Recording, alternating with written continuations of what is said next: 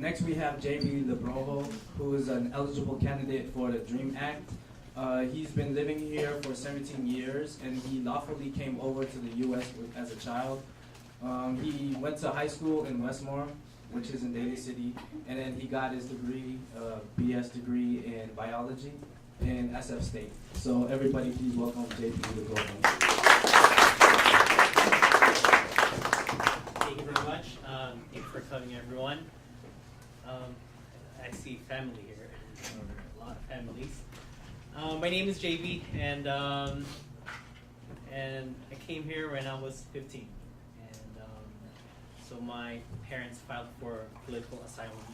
So at that time, government gave me Social Security, driver's license, and employment authorization. So I was able to work.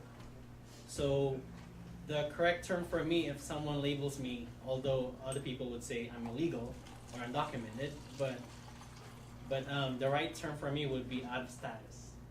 So I don't have the right status right now, but I have the documents I can show. I'm fighting for my right because I followed all the steps that the government wants me to do. So filed my taxes, no criminal record, went to school here, especially finished high school and college. But the only reason that got me out of status was when the court denied my plea to adjust my status. So it was only a matter of a month actually. So I applied for visa petition through work, because you can either be legalized through either marriage or through family or work. So I did the work path. So when I did that, my priority date was in 2004. So imagine 2004. That's how many years now? It's 9 years. 9 years. So they approved my labor certification for visa petition in 2009, but they were still processing cases in 2003. So I had to wait 1 more year for my priority date to be current. At the same time, they were still doing my political asylum case, because I aged out. So my lawyer advised that since you were under your parents, why don't you just continue whatever they filed for you? So I continued that. But the immigration court said that my case was credible, but I didn't have sufficient evidence. But what evidence can I show when I came here when I was 15? I mean, I didn't know what was happening at that time. I was a minor. So in August 2010, they denied my political asylum case. A month later, my priority date for labor certification became current. If that one came a month earlier, I wouldn't be in this situation right now. I would have gotten my green card, or the most coveted green card. But because of that, I was locked out. So only 1 month. So what happened next? So after they denied the case, now ICE, which is the immigration police, said, well, your case is denied, just go home. But then I said, can I still appeal and open my case? They said no. So 1 year, 2011, for some reason my case got under the pile. And then when I got married in 2011, my parents, by the way, are in Philippines, because they voluntarily departed the country because my dad got tired of the whole situation that's been going on. So that's why I haven't seen them since 2006. I haven't seen my mom and dad. So I got married, so my parents wanted to apply to attend my wedding.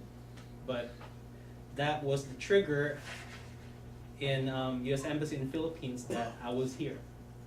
So they quickly sent me a letter saying that you should go.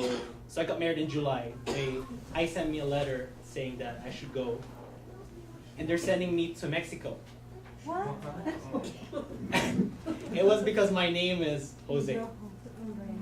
So they quickly assumed I was Mexican. So they asked me to pack my bag. Well, actually a backpack. They were sending me to Mexico. That was in August, and at the same time, my passport, which, when I came here in '95, it was expired. So they cannot kick me out yet in August. So I have to wait. So ICE officer said, go to the embassy and renew. And ICE officers are on their jobs really. Like they would check. Even I haven't checked my passport. They said it's already done. Wow. That was how strict they were. And I remember the ICE officer was Filipino as well, which was kind of ironic. So he wanted to deport me. So in November 2012, that was the scheduled date. That was the Pacquiao fight also, I remember. And they wanted to deport me. So my friends in NAFCON, I asked help from NAFCON. So got a petition going, and we gathered enough signatures, because all my friends were saying, why do you have to go home? I mean, you've been here pretty much more than half of your life. You didn't commit crime. You're paying taxes.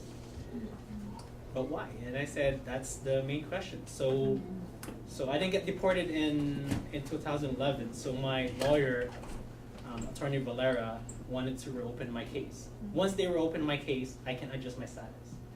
But the courts, imagine 3 courts, Bureau of Immigration Appeals, Ninth Circuit, Supreme Court, they all denied my case. Wow.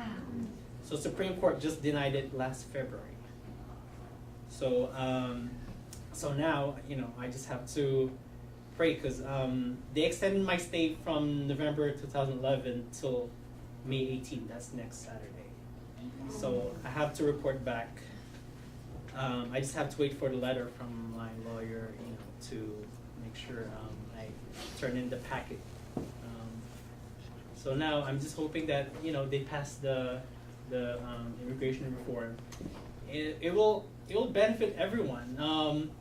People would say that we're a burden to the society, but we're not. We're just like everyone else. We're human beings. No one should be calling everyone illegal. And so I just hope that they pass the reforms to unify the families and stimulate the economy. I think that would be a good job for professionals like me. Yeah, it's just sad. I haven't seen my mom and dad.